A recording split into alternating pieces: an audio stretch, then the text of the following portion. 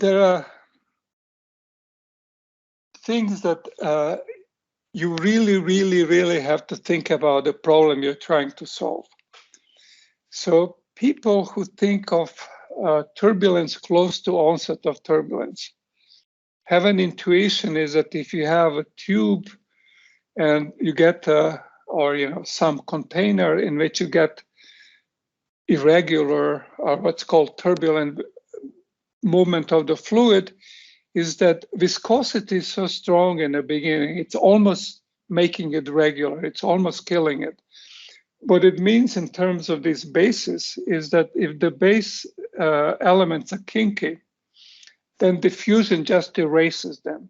So it allows you to have a small truncation. So that's one intuition, that if you choose if you reformulate your problem in the basis where formally you can go back and forth. So Fourier is a great example because you can do problems in a configuration space, you can do them in Fourier space, and you can go back and forth. And what you do in spectral methods, actually you solve the linear part of the problem in Fourier space and nonlinear part in configuration space, because Fourier doesn't know how to deal with nonlinearities. So that's called pseudospectral method. So, they're very clever thing. And then, of course, there's the fast Fourier transform, which is a recent invention, shows you that, today you might invent a good way to solve these problems. This was only done 30, 40 years ago, not by Euler. So that's, one set of approaches. Second set is that, and that's really hard for people to comprehend for some reason, if you have a symmetry in your problem, you should respect it. It's stupid to break a symmetry. If you have something that's perfectly circular, you're an idiot if you throw it on the ground and look at the pieces and not using the symmetry. Yeah. So that is hidden in the spectral methods. The consequence of translational symmetries, you can use them because problem, your time is infinite and therefore it can be tiled in a smooth way using the stuff. So this is direct consequence of symmetries. But then there are subtle symmetries. For example, when you look at mechanical systems, they're energy conserving. So, okay, that's one constraint. But then you really look at them, it turns out that every position and its dual momentum are profoundly related in something called symplectic or interwoven structure. And if you want to solve problems of celestial mechanics, you shouldn't use Runge-Kutta.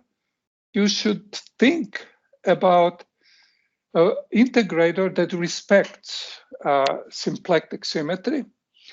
And in general, if you have continuous symmetry, they're called Lie groups.